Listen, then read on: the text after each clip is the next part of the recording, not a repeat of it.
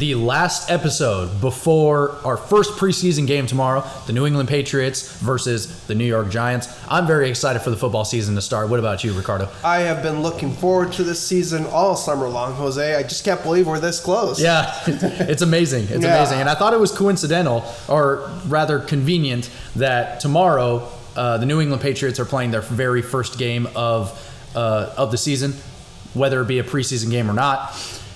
Yet today, our topic is the AFC East. Yes, it is. Yeah, which includes the New England Patriots, the Miami Dolphins, the New York Jets, and the AFC contenders, what we presume to be the champions of the conference, the Buffalo Bills. Yes, sir. Yeah, so we are going to waste no time. We're going to start off with the Miami Dolphins. I am Jose. And I'm Ricardo. And welcome back to RJ Talks, everybody.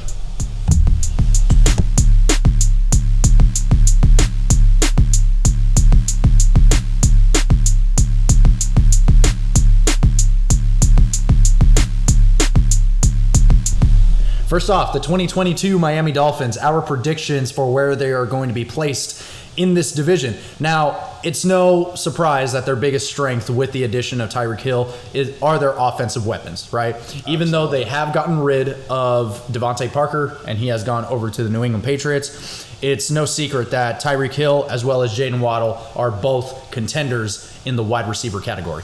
And both speedsters, Jose. Like, it's just... pretty much Miami is going to be one of those teams where like they'll outrun you. They'll try to outrun Definitely. you, whether it's the short game or the long game, or try the intermediate game. For sure. And Cedric Wilson is a solid number 3 receiver to have. They even got Preston Williams, one of a bigger body at the receiver position. Mm-hmm. They got the veteran presence of Mohamed Sanu. I don't expect much from him, but just having a veteran on the team, Jose, helps bring morale together. It does. Like if there's some couple of drops, It does. And like what we were talking about last week, Ricardo, in regards to the Cleveland Browns, it's all about team chemistry, right? Yes, you have a team that looks fantastic on paper, looks to be the best, the next Super Bowl champion, right? Mm-hmm. However, it all comes down to how well and how cohesive is that team. Absolutely, Jose. Yeah, that's what makes the difference between contenders and pretenders. Sorry not to be too cliche, but that's honestly what it is. It's absolutely. No, I mean, the term applies. Yeah, because all teams have talent. All teams have great talent. It's just a matter of which team is the better team and better morale all around. Just going off of what you're saying, too, it's a professional league at the end of the day. So just to go off of what you were saying, yes, there is going to be talent. The worst player in the NFL, you're still looking at him saying, "Hey, you made the pro leagues," right? So it's nothing to look away from. However, another statement that's not really a secret at all: the quarterback, Tua. Yep. I thought we were gonna avoid it for a little bit longer, but let's go right ahead into it, man. Yeah, we need to talk about it because yes, we can talk about these offensive weapons until we're blue in the face. Absolutely. But the quarterback position is just not the strongest, Ricardo, and it's a shame that the biggest weakness of this Miami Dolphins team is the offensive line. Yep. Yeah. And the thing with Tua too is that he has suffered with injuries ever since his senior year of Alabama football. And I watched Tua play in Alabama. He was going to be the can't-miss prospect, the can't-miss kid. He was going to be the number 1 pick in that year in that year of the draft. And then he broke his hip. And then he tried to come back from the hip against LSU, and he started suffering a turnover issue, which has started following him to the NFL a little bit as well. Right. And for some reason, in college, Jose, people are not going to believe when I say this, he could throw a deep ball. But in the NFL, you don't see that for whatever reason. You really don't, and that's the biggest joke that's thrown his way, in that he's in the sense that he cannot throw the deep ball. So chances are that the hip injury is still affecting him to this day. That's probably why he still can't throw that deep ball. Good possibility. Either that or he's scared. Either way, it's not looking good for him. No matter what it is. But with Tua, I just gotta say, I saw a different quarterback in college pre-injury to now. Now, granted, college players look a lot more different in the pros. That could be what it was. But man, you were expecting a little more from him, At least, coming out of such a star-studded school like Alabama. Yeah. Like That's really the weakness of the team, Jose. And this brings one of the moves of the offseason into huge question. Well, not into huge question. We know what the answer is. But Tyreek Hill with his comments about Tua and Mahomes and all that, like, stop lying. Stop lying. Well, here's the thing. I mean, I as a teammate, I wouldn't want my other teammate to go up to the mic and say, "Hey, he's not as good as Patrick Mahomes." Obviously, he's not. All of us with eyes can actually watch the film and see that. But if I were to go up and talk about my quarterback, I would like to say, "Hey, he has these strengths behind him, at the very least. Absolutely. He has these strengths behind him, but I see what you're getting at, though. Yeah. It's like, don't blow it up to big proportions saying that, oh, he's going to match Patrick Mahomes. Not saying that he did say that. He's the most accurate quarterback I've ever worked with. Like, it's the most accurate quarterback. Like that. Exactly. So chances are, in Miami's offensive schemes, we are not going to be seeing a whole lot of deep passes, especially even with the addition of Tyreek Hill. Now, here's the thing. It all comes down to if this coach is for real, Jose, because a lot of offensive gurus get quote-unquote head coaches of team, and they just don't know how to be head coach, and they don't know how to game plan. Yeah. This guy, apparently he was the OC, like he was right under Kyle Shanahan with the 49ers offense, and we know how amazing he is at designing run plays and plays for in general for the offense. I mean, son of Mike Shanahan, one of the creators of the zone run. But anyways, I could go on for hours and hours. Yeah, and that system has been utilized by many other teams, such as the Rams last year. Absolutely. Yeah, so if Mike McDaniel is for real, then we're certainly going to see it, because you're going to see well-designed plays early on. And to be fair with Tua, like I think he'll be okay. I don't think he'll be awful, but I don't think he'll be able to be taking advantage of that offensive system, because it's mostly like run plays and then like some short intermediate, but you got to throw the deep ball. He's not just going to be a game manager, is what we're saying. You got to throw the deep ball. He has to. Because otherwise the defense is not, you're not going to have anything open in the intermediate or whatnot. They're going to be like, why should we be 10 yards back? Let's just stay 7 and in, and we'll play from there. As we continue to say on this podcast over and over again, you have to create some variety on your defense and offensive sides. Yes. Yeah. So that's just the name of the game.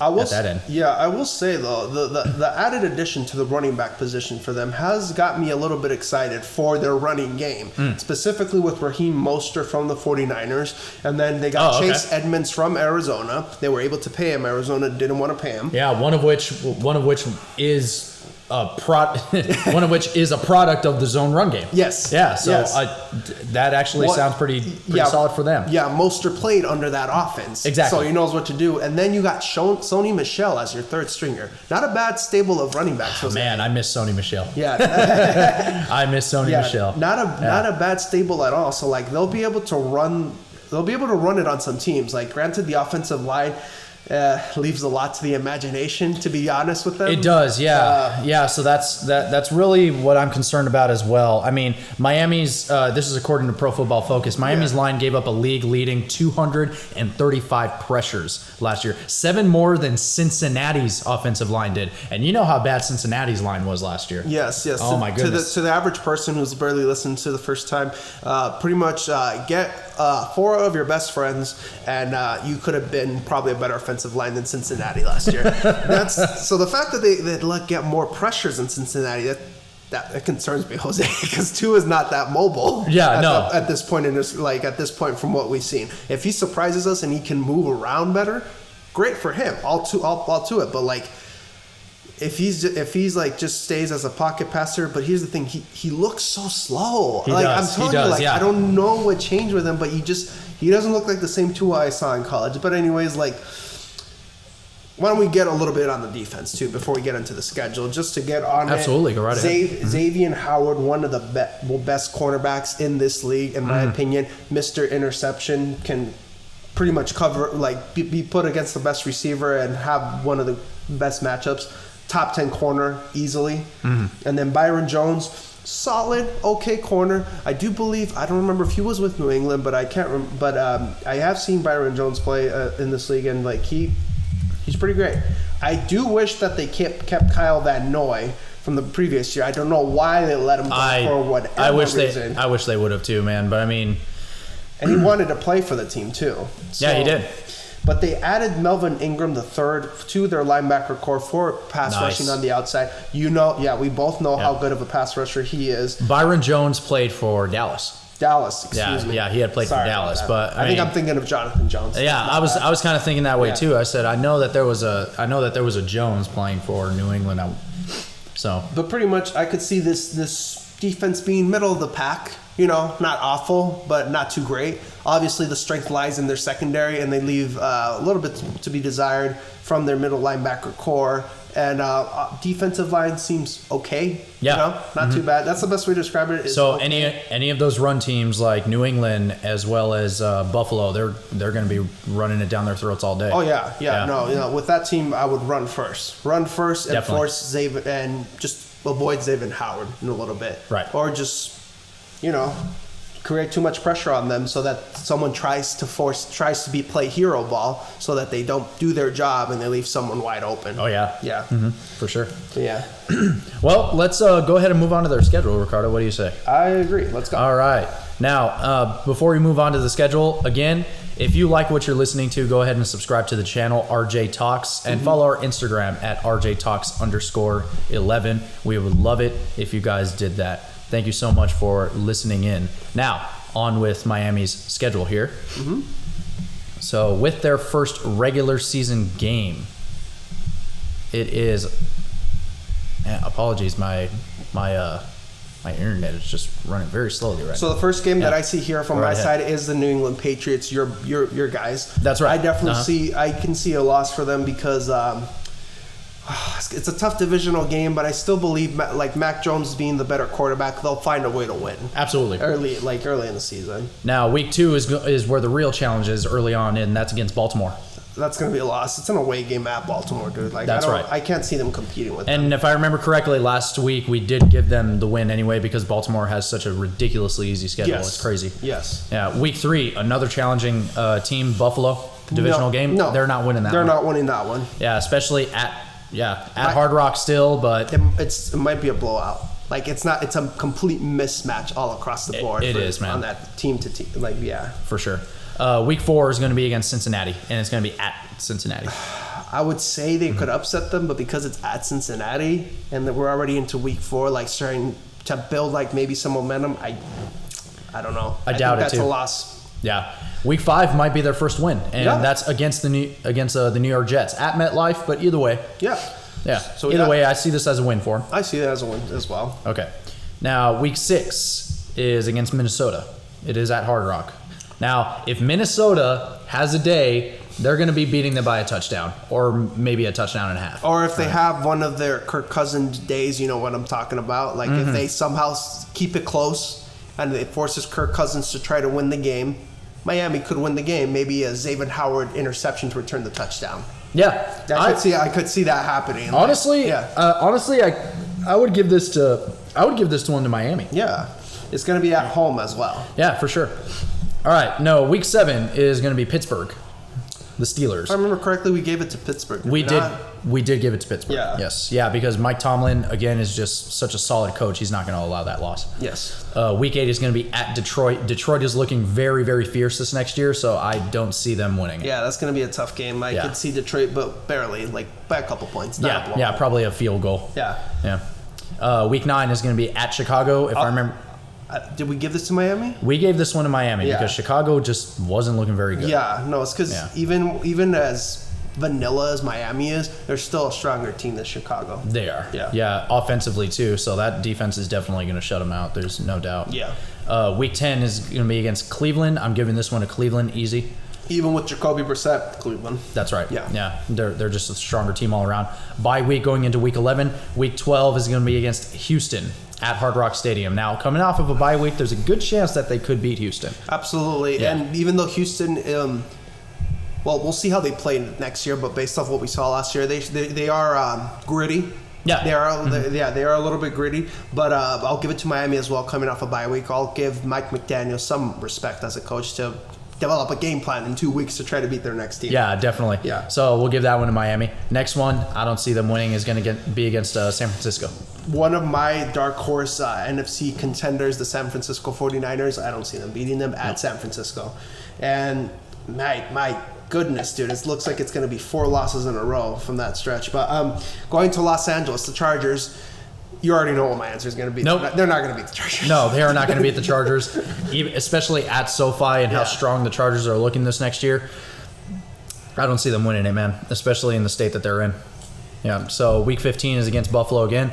Another loss for them. Week 16 against the Packers, another loss. Yeah. I'm really not seeing them winning any of these. It's tough for Miami, man. Yeah. Week 17 is going to be at Gillette against New England. They might pull it off. They surprised me last year. Yeah, they surprised me last year. Because it's a division rivalry, I always try to give teams the split. Yeah. Because it's very hard for a team to get swept in a division rivalry. Oh, sure. So, yeah, I'll give it to New England. Yeah, I'll give it to New England as well. Week 18 is going to be against New York. I see them winning this one, especially since they're at home. Yeah. Yeah. Man, dude, they have a hard schedule. They have a really tough schedule. So they might end up being last place just because of the schedule. Wow. Yeah. Yeah, it's a shame because they aren't the They aren't the worst team. They are not the worst team in that division. Yeah, the worst team is going to be the next one that we will be talking about, and that is the New York Jets. Despite the fact that they have picked up a lot of strong players in this year's draft, they're still all young. Yeah. But we won't spoil any of those talking points for you. We will get right into the next segment. Do not go away. Yeah, stay tuned.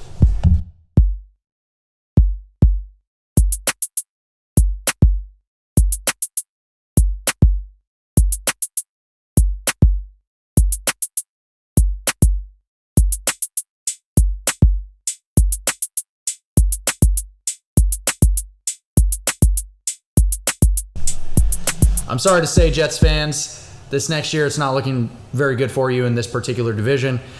However, with your draft picks, you should be very happy to hear that you have picked up Ahmad Sauce Gardner, Garrett Wilson, and Jermaine Johnson. 3 highly, highly sought-after players and talent just coming out of the nose with these guys. That's right, Jose. This first offseason is the first one I can remember in a while that the Jets have made an effort to try to improve their team from the front office position. So you guys are heading in the right direction, Jets fans. It's just going to take a little while, but that's okay. You're building your base. Rome wasn't built in a day, and neither will be your franchise to try to turn it around into a winning one. Right. Yeah. Right. Yeah. Well, we have to take into account, yes, it is very good for New York Jets fans to be very excited about these picks. I mean, if I were a New York Jets fan, I would be ecstatic about these picks. However, we're all about being realistic here at RJ Talks. So one of the biggest things that we have to say is they're young. They have no idea what it takes to play in the NFL just yet. That's not to say that they won't pick it up ever. But going into this next year, their very first year, their job is to do exactly that, do their own job. And they won't know exactly what that is until they're in it. No, absolutely, Jose. You got it right on the money. It's very, very hard coming early on into the league to try. It's potential is what it is. Yeah. It's potential. Like you see the effort, you see them trying, but it's just, it's very hard to win so young in the NFL. That's why it's so special. Like when we see second-year players make playoff runs, like it's not expected. You're just expected to like get your growing pains and then try, and then like a couple years after, see exactly what you are all about. For sure. What worries me, Jose, is that the left tackle they got a couple of years ago, Mekhi Becton, it's just been reported a couple of days ago that the man fractured his kneecap and he's going to be out for the whole season. Yeah, I heard that. Yeah. Mm-hmm. This guy, like, really quickly, like, obviously you don't wish injury on someone, but the guy's got to lose weight. The man it's showing that his man is too big for his own body to play for a full season in the NFL. The man is 6'7", over 330 pounds. He's going to have to try and cut that weight back if he wants to try to play in this league, specifically because it's not going to last. There is such a thing as too heavy, Jose. There is. Yeah. Yeah, honestly. No matter how tall you are. But they still got Elijah Vera Tucker from the USC Trojans that they drafted. He's a solid pickup for their offensive line. Garrett Wilson, we talked plenty about him in the previous episodes. He's obviously the number one that we see for this team. Pickup of CJ Uzama from the Bengals is what surprised me. That's a solid security blanket tight end that they have there. For sure. And like the Dolphins, Jose, it just comes down to the quarterback position. It really as far does. as how this team is going to look. And as we mentioned last week, there have been reports released that Joe Flacco, the former Ravens quarterback, yes, who is now playing for the New York Jets, is outplaying Zach Wilson. in training camp. Yeah. Now, that's not to say that Zach Wilson needs to be perfect now. He most definitely does not, nor was he last year, right? He was expected to be the next big thing, right? He was expected to be the next Peyton Manning, if I remember correctly. There were some analysts that were looking at this kid and saying, hey, he's number one. Yeah, and who told you? Or that, a couple of years back. Yeah. Excuse me. Yeah. And who told you that they were full of it? That this guy is not as disciplined as they think. Like the man sitting across from me right now. Yes. Yeah. Yes. My point being is that this guy, for me, a successful sophomore season for Zach Wilson, Jose, is if I see him more disciplined throughout his play style. Like if he struggles, but he's disciplined and he tries to make the right read, and like it's just his team's not talented enough, I can live with that. But if I see the same hot dogging play that he does around where he runs around, spins, and throws it off his back foot. Like the 4-pick, I believe it was 5 interception game against New England last year. Yep. If I see something similar towards that, not necessarily 5 interception, but that same style of play, and which got him injured for the good remainder of that season, I'm going to be disappointed. I'm going to be like, same old Zach Wilson. But if I see a different one, where it's like not necessarily that much better stats, but with him like more discipline, steps, staying in the pocket, looking at his reads downfield, developing his skill and his technique. Yeah. If he like going out to the pocket, but still looking to pass downfield and like not spinning around and like trying to make the flashy play, I say that's a success, Jets fans. If you see that, he's on the right track. But you're still not gonna. Unfortunately, you're not gonna make the playoffs. Not even close. No, I don't believe so either. Yeah. Now, every team is not without its strengths, right? Yes. Especially in the NFL. So their biggest strength right now, fortunately for the quarterback position, is their offensive line. Yeah, their offensive line has been pretty solid this past year. Yes. It was they were ranked 13th on Pro Football Focus. Now, I don't mean to sound like Skip Bayless here when I start quoting the Pro Football Bible. Focus, which is the Bible. This most definitely isn't the Bible, but it's a good guide, right? So, I mean, it's solid for Zach Wilson this next year, right? And especially with players like Keenan Williams. I hope I'm saying his name correctly. It's not Quinnen. I don't think it's that, but Keenan Williams is pretty much their high end player. Ironically, though, he is a defensive lineman. Yeah. Right. So. This past year, he was picked up in 2019, and on the inside, he totaled 15 and a half sacks during 5 seasons in college, right? And 136 total tackles, right? So he showed some potential in college, and it seems like some of that has really transferred over to the NFL. Yeah, and with interior linemen, Jose, so what people don't fail to understand is that stats don't say the whole story with them. No, watching the film, it says the whole story. Disrupting the middle of the pocket is what really shows the difference between a good defensive lineman and a great one. Not everyone can be Aaron Donald. That you see a clear pass rush where he has a chance to sack the quarterback every play. That's not realistic. Interior linemen are meant to push the pocket up to where your pass rushers have a better chance to get the quarterback, because he's not going to step up into the pocket, because he can't step up because like the line is in his face. So it gives the pass rusher a chance to get him from the side, or at the very least put pressure on the quarterback. Yes. So if the quarterback can handle the pressure, then it's no problem to him. If they can't, the slightest amount of friction on the defensive line's end is going to crumble that quarterback. Speaking of pass rush, one of the guys you just mentioned that they picked up in the first round might be a steal in my opinion. Jermaine Johnson is still a very skilled and disciplined pass rusher. Yeah. And it's just a matter if he can play. We'll see if he can play not in the league, but if they're able to get him, that would be a steal for them late in the first round when a bunch of teams passed on him. And he was projected to be top to 20 pick at least. Yeah. Yeah. And especially with the addition of Sauce Gardner, I mean, the undisputable number one cornerback pick. Yes. Yeah. I mean, there were all the other prospects behind him were, I mean, obviously not people to look away from, but just when you compare them to Sauce, there's no comparison at all. No. Yeah, that's at least what I heard. And another pickup to their secondary, Jose, which I really like because he's a very skilled player. Former Tampa Bay Buck Jordan Whitehead at the safety position. We talked in the previous segment of the podcast as far as how good a veteran presence is, but that safety Jordan Whitehead, man can hit. So he's going to be a very, very good piece to Robert Saleh's defense, and especially to that secondary. So it's definitely going to be looking like the defense might be the better end of this team, which is the New York Jets style of football, you know, which is seen a lot of the past years. But yes, the defense is going to be the strong side of the New York Jets team, but their weakest point is the linebacker. Yes, the linebacker core. They allowed a passer rating of 116.3 last year.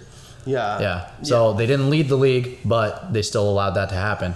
So the linebacker position definitely does need to improve. All right.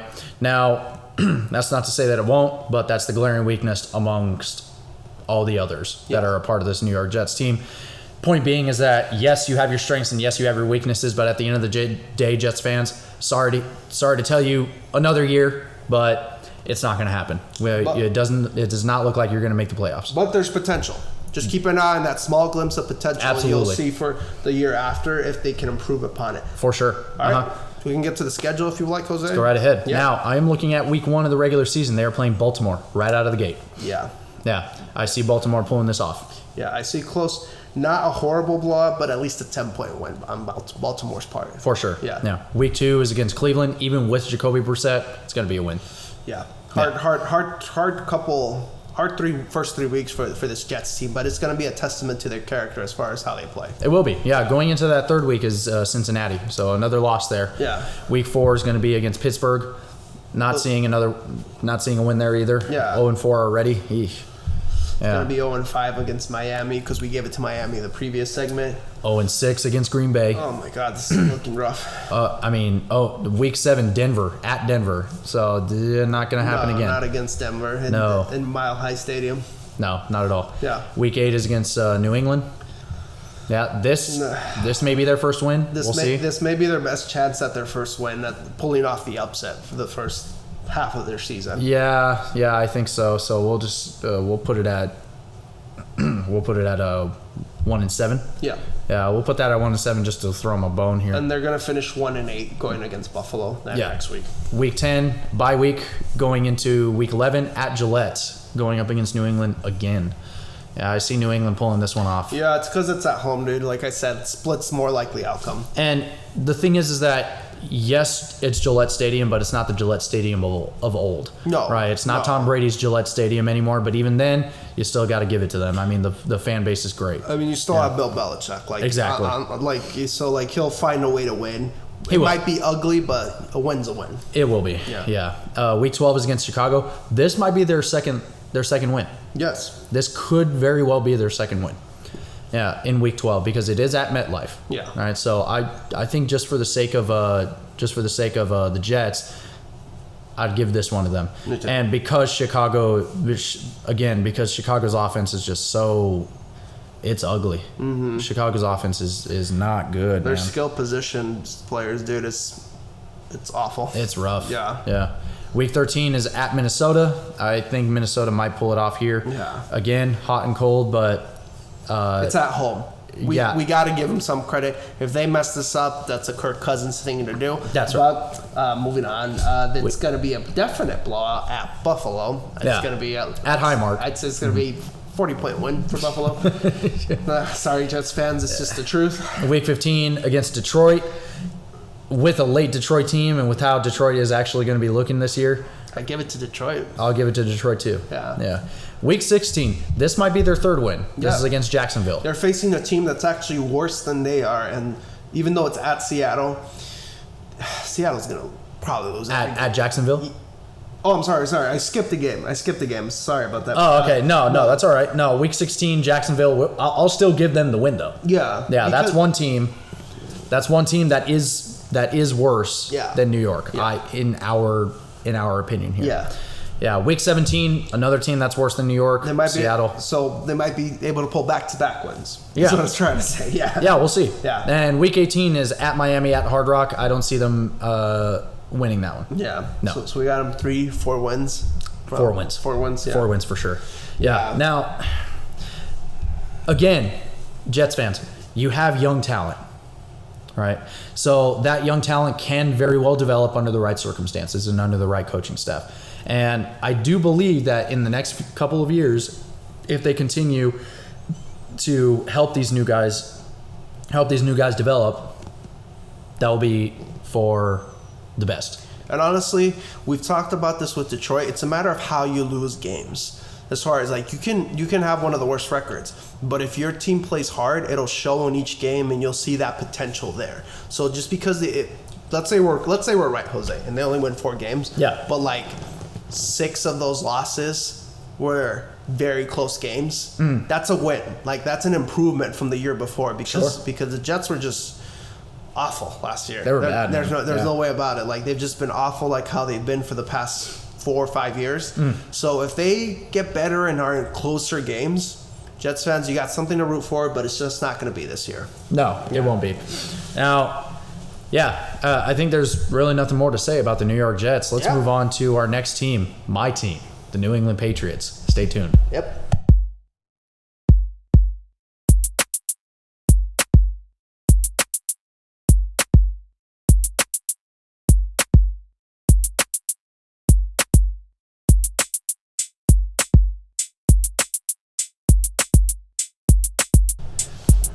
All right, Ricardo, you got your chance to talk about your team, the Arizona Cardinals. Yes, sir. Now, here is mine. Let me get my popcorn. All right, go ahead. The New England Patriots. Now, Ricardo, the Patriots are obviously not the dynasty that we have known them to be anymore. Here it is, coming from a Boston fan. I'm a Patriots fan. I'm a Red Sox fan. I'm soon to be a Bruins fan once I inevitably start watching hockey. I love Boston. I love the city. I visited it once, and I'm planning on going back there again in February. So this is coming from a pure Boston fan. The dynasty is done. It's over, Ricardo. Right? It was a great run, but we have to admit the fact that it is over. That's not to say that the team is terrible now, right? You obviously have the likes of Mac Jones. Last year, he ended the season with 3,801 passing yards. He was 13th in the league. 22 touchdowns, tied for 14th. 13 interceptions. That's the thing that really hurt, right? Now, I was watching the footage last year with you. Yeah. And some of those interceptions were the result of just a bad receiver attempt, right? Where it just kind of flicked out of the hands. However, there were other times where it was a little less inexcusable.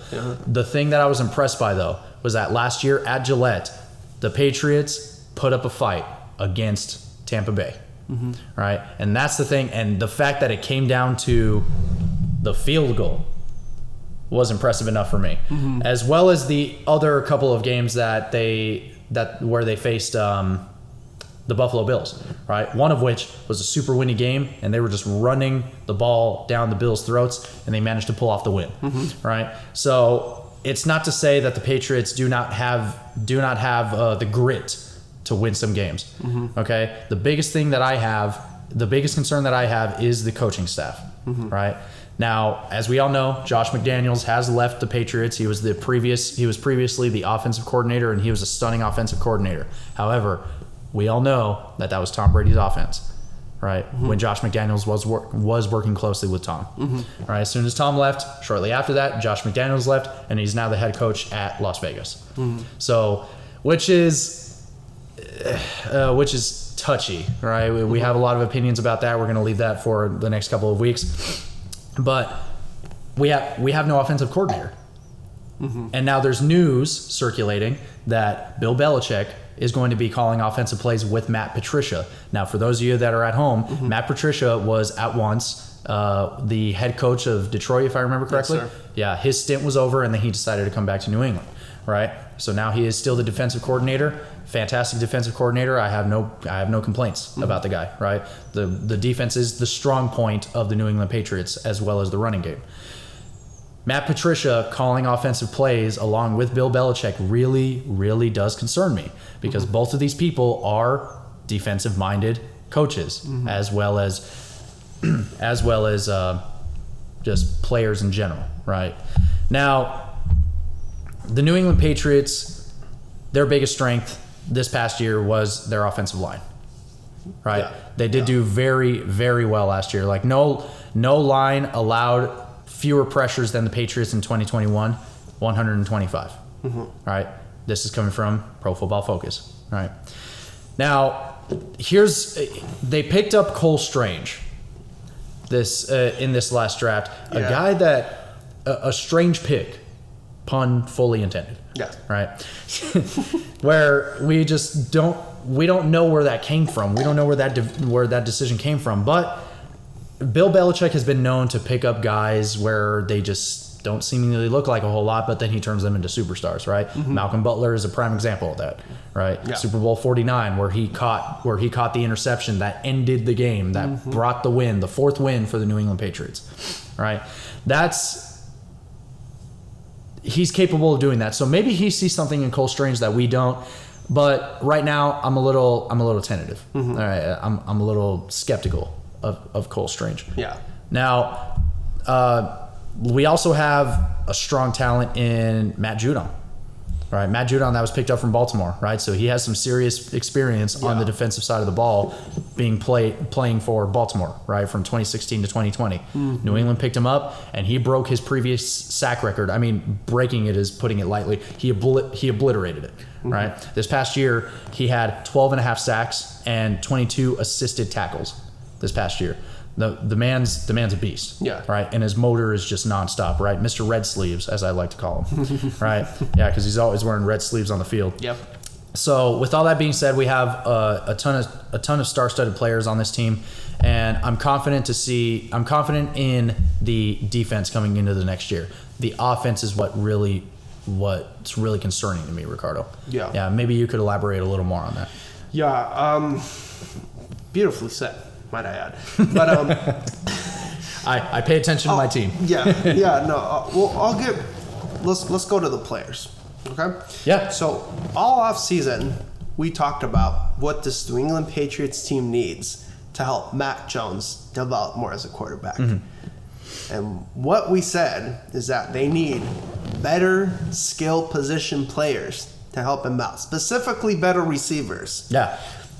We said Devontae Parker was a great step, but a step. Not the end-all be-all, which is looking more and more what Belichick was looking for. Like, okay, this is good enough. This is a good enough player to help us with the passing game offense. Devontae Parker, Kendrick Bourne, they're okay receivers. I'm not saying they're scrubs. They're fine. They're fine. They're fine. Okay. Yeah, really. Jacoby Myers, as your starting 3 top receivers, that concerns me, dude. Those guys should be fighting for position for second string receivers. They should. Not for those first 3 slots there. And Mac Jones is just he's going to be in some trouble, dude, because you and I both know that defensives adjust to what you did successfully the year before. Right. So they're going to look at play action passing.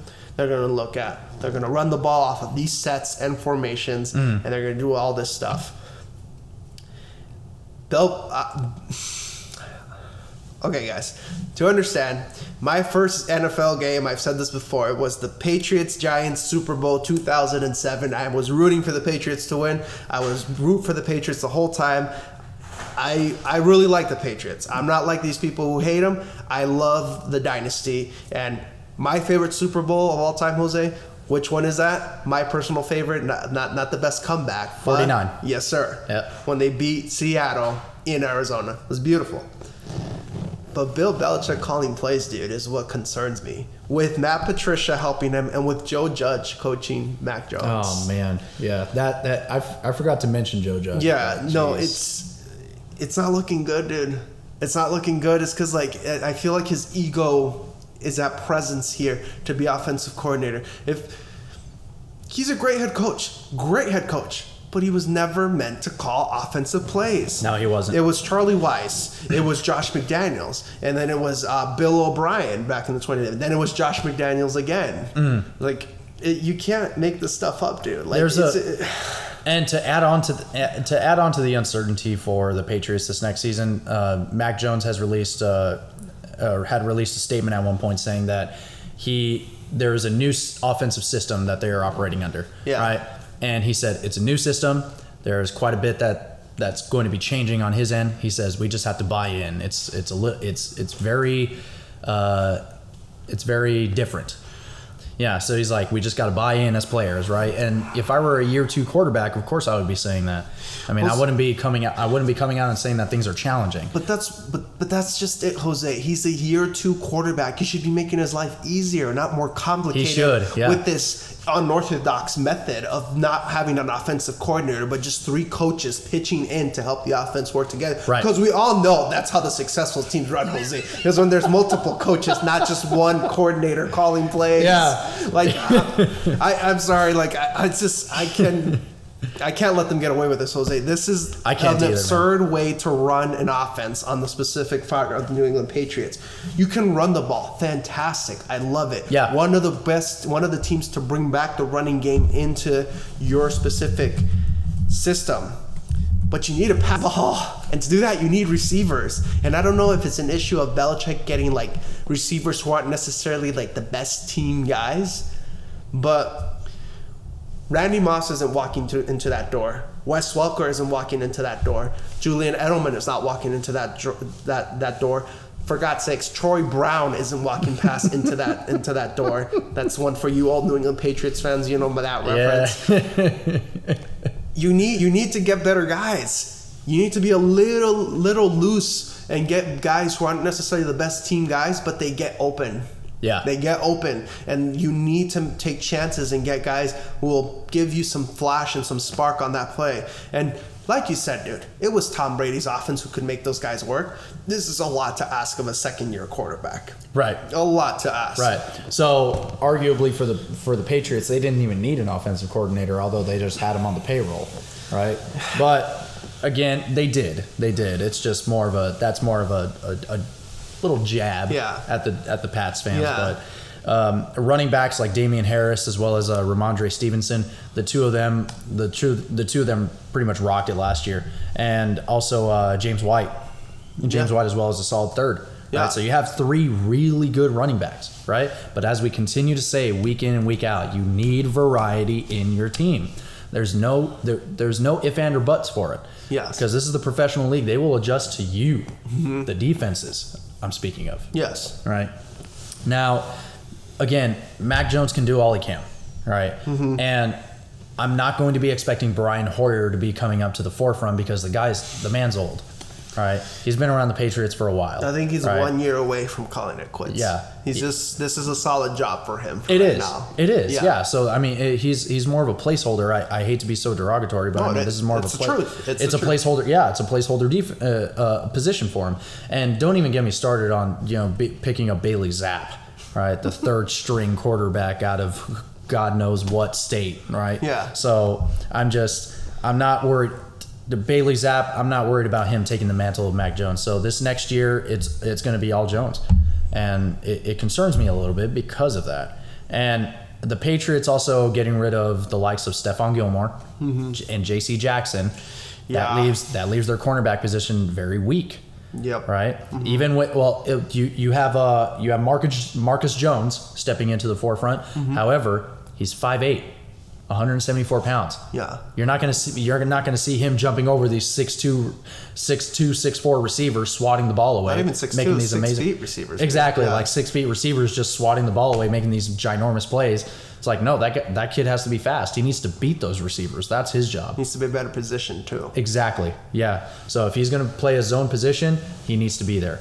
All right. So the cornerback position, as well as the receiver core, is just not looking good for New England this next year.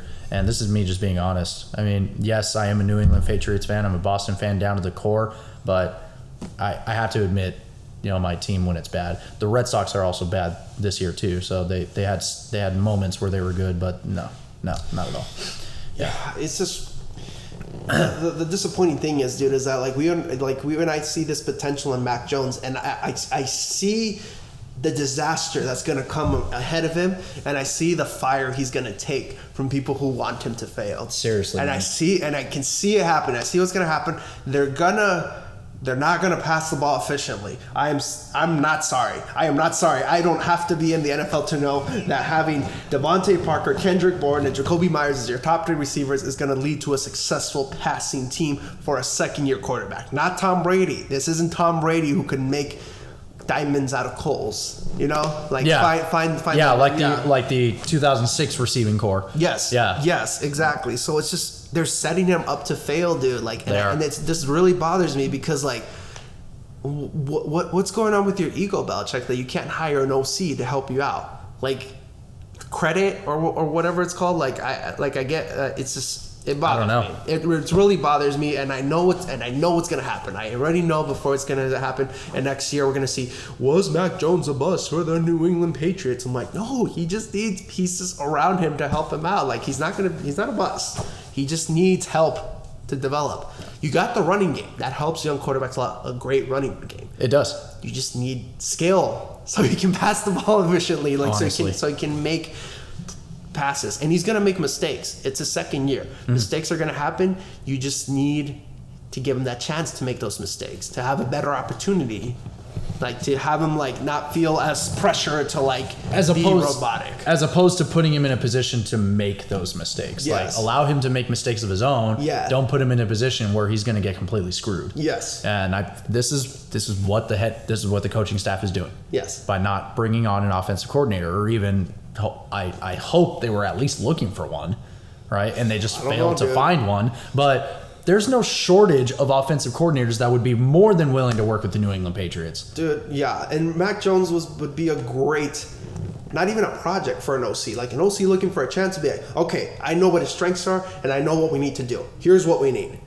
A set plan to help him out. You're this is what he did in college. This is what he did last year. No. He's not a bust. He's not a lost cause. He needs help. That's it.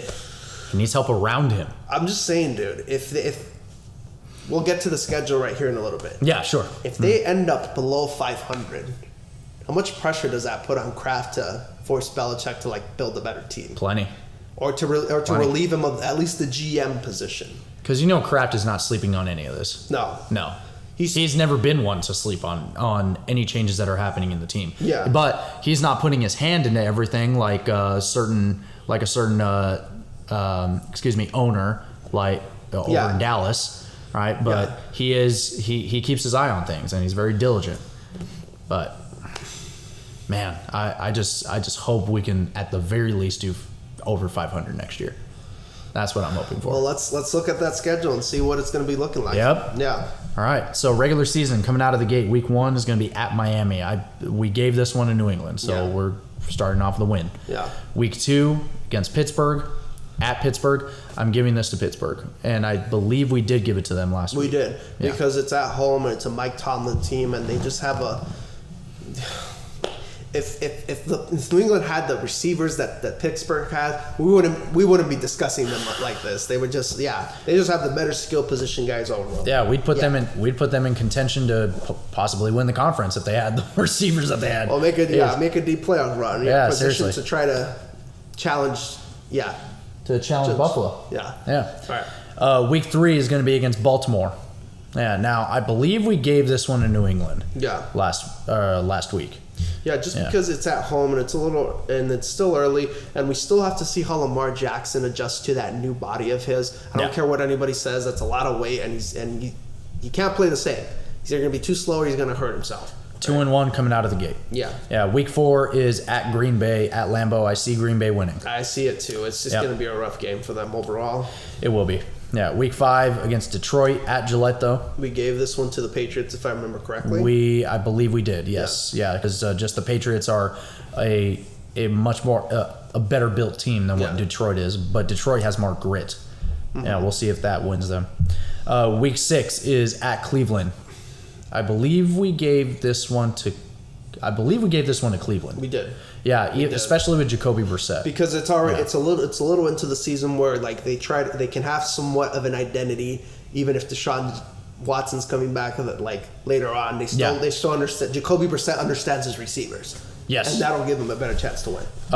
It's looking like 2 wins. Week 7 is against Chicago, and Week 8 against New York. Yeah. It's just there's even with the problems with New England Patriots, they could easily just run the ball down these teams' throats and just win that way if they wanted to. Very much so.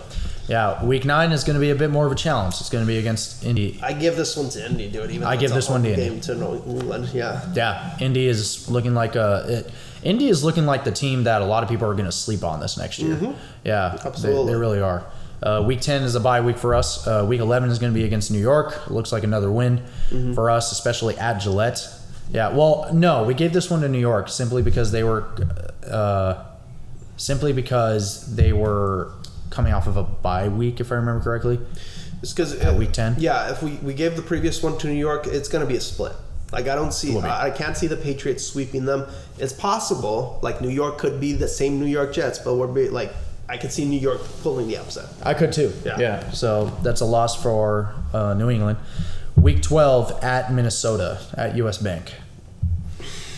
Yeah. Again, it's so weird pitting one team against Minnesota because Minnesota is just so all over the place. I'll give respect to Adam Thielen and Justin Jefferson. They're gonna burn those corners. Oh, for sure. They're gonna burn. So I could, and it's at home. I'll give Minnesota the win for this one. Yeah, and Kirk family member Cousins can actually make the play. Yeah. Right. Well, we'll see. Yeah, we'll see. We'll see. Yeah, Week 13 is against Buffalo. Buffalo's winning that one. Yeah. For sure. Week 14 is going to be at Arizona. This is one that I'm really excited for because it's going to be at State Farm. The Patriots have not been to Arizona since 2017, if I remember correctly. Yeah. Yeah, you and I watched that game. I remember that. I believe I gave this one to Arizona, if I remember correctly. Yes, only because it was at home. Yeah. And it was late in the season. Mm-hmm. Yeah, and Arizona is just the better built team. Yeah. Week 15 is going to be at Vegas. Sorry, go on. No, that's all right. No, that's right. Sorry, they just make me laugh. Yeah, I give this one to Vegas because it's going to be an away game. Yeah. Week 16 is against Cincinnati, and they're coming to they're going to be in true form at that point. They're going to be in stride. I see Cincinnati winning this. Yeah, so do I. Week 17 is against Miami. Miami could come out of the woodwork and actually win this. Mm-hmm. I do remember giving this one to New England though. Even though just because it is at Gillette and it is late in the season. Yeah. Yeah, so I'll give this one to New England. Week 18 at Buffalo. Buffalo's winning that one. Yeah. So pretty much around 500 is what we're looking at. Around there. Yeah. Hopefully shooting for a little higher than that, but realistically, just based off of the schedule already, that's just what it's looking to be. Yeah. Yeah. My final comment before we go on to the Buffalo Bills is it's just a shame, dude. It's just a real shame because I clearly see ego in these decisions for the offseason, and I get it. I really do. I still think Bill Belichick is the greatest coach of all time. Yeah. Scandals, everything. Mm-hmm. I wish, if you cheated, teams should cheat like that more often if it's that easy to win multiple championships. If they cheat, right. Whatever. But the point is that it's okay to have help. You don't have to do everything by yourself, right. And that's why we made the point of an bunch of OC starving, craving for a position to try to help a team, but no. Let alone a quarterback that has yet to develop in the NFL. Yes, and you get Joe Judge, Mr. Cocaine-looking eyes, in one of his press conferences as head coach of the New York Jets. You get, I don't know, dude. I'm gonna wrap it up by saying it's just a shame. It really is. It is really. Yeah. Now, again, the dynasty's over, but that does not mean that the New England Patriots are awful. Terrible. Yeah. They aren't awful. They just aren't going to be great. They could be better. They could be much better, and that is all dependent on the coaching staff. Now, let's move on to our final team, who we think are going to be the AFC champions this next year, the Buffalo Bills. Yes, sir. Now, do not go away for that.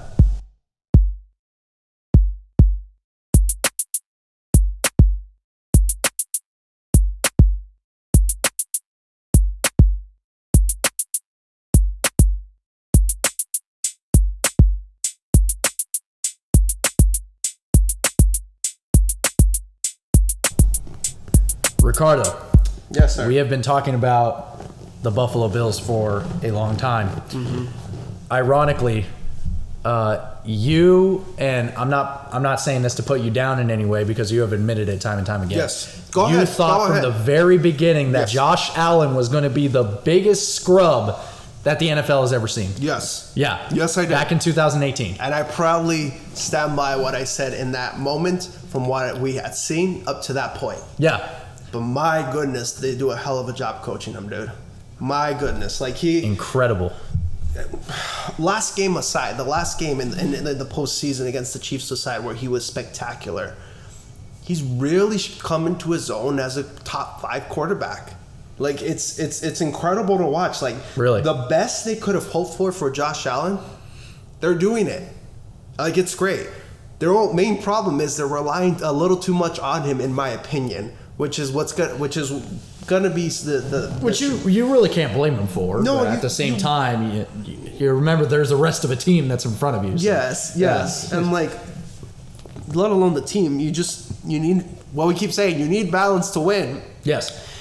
The 2007 Patriots were one of the best passing teams of all time, arguably the best offense of all time.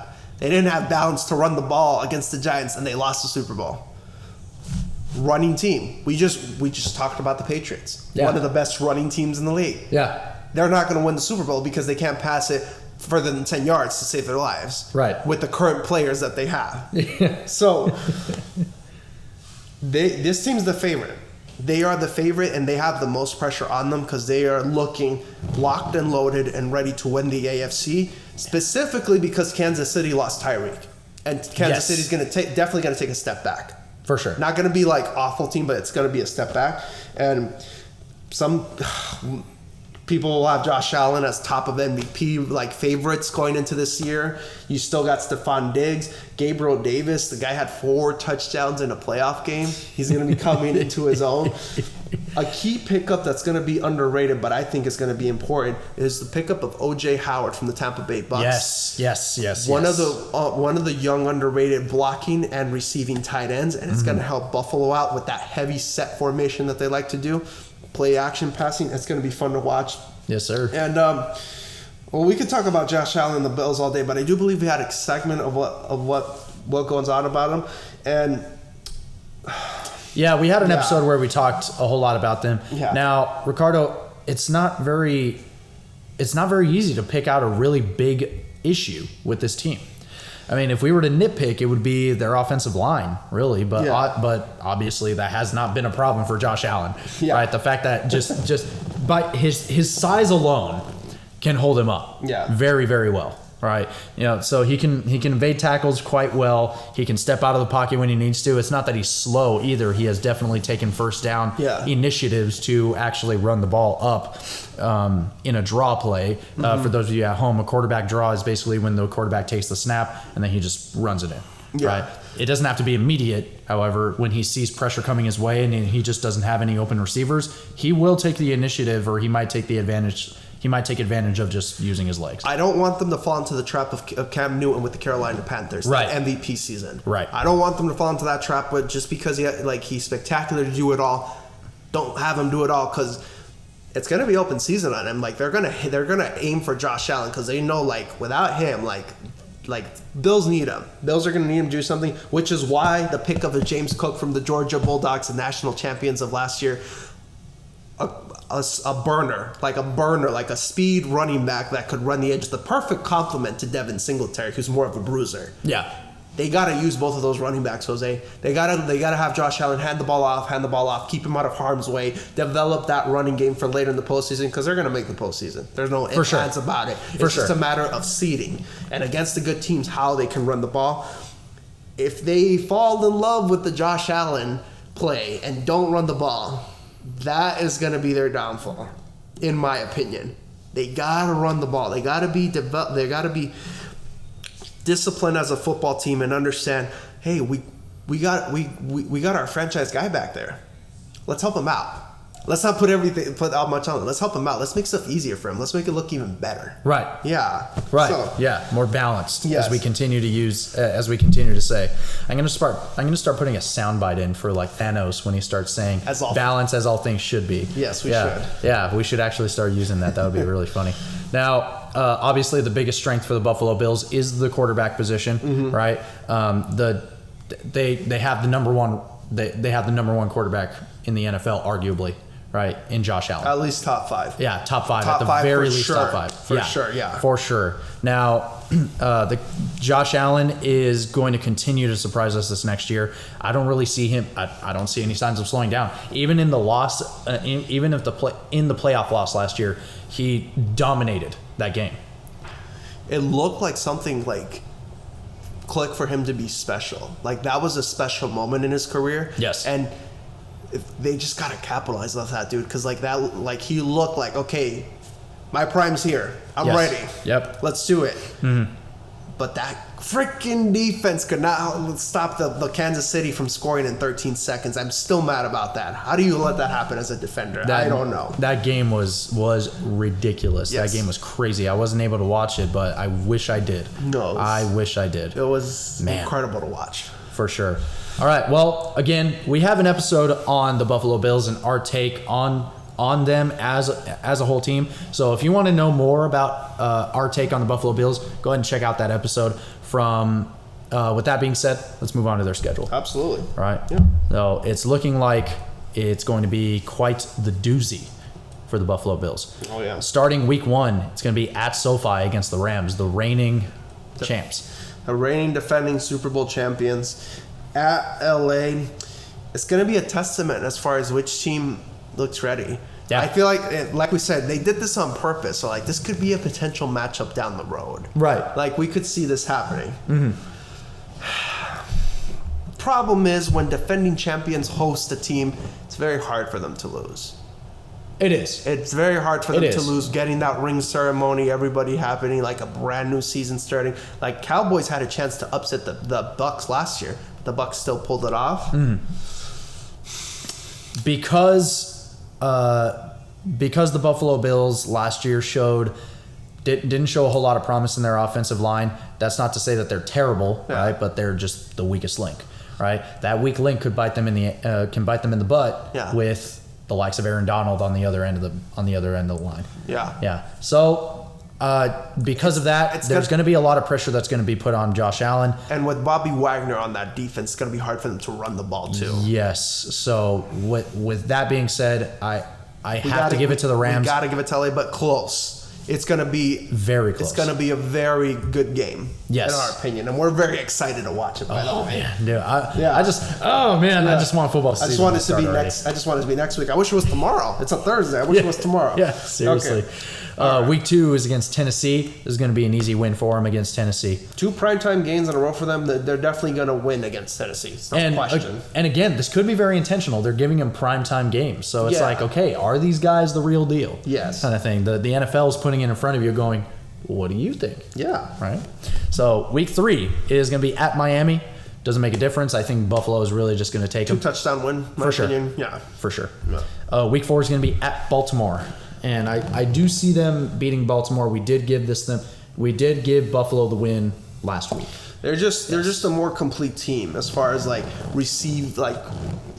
got Stephon Diggs, and Gabriel Davis has shown me that he can play on that playoff win last year. Right. He's gonna develop into that number 2 position. Dawson Knox, all security blanket for Josh Allen.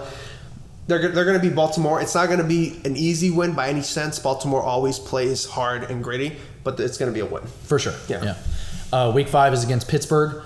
If I remember correctly, we did give Buffalo this win as well. Yeah. Against Pittsburgh. Again, another tough win though. Yeah. Yeah. Another hard game, especially with Mike Tomlin on the sidelines. Yeah. Right. So I'll give this one to Buffalo, but Pittsburgh is going to put up quite the fight. Mm-hmm. Yeah.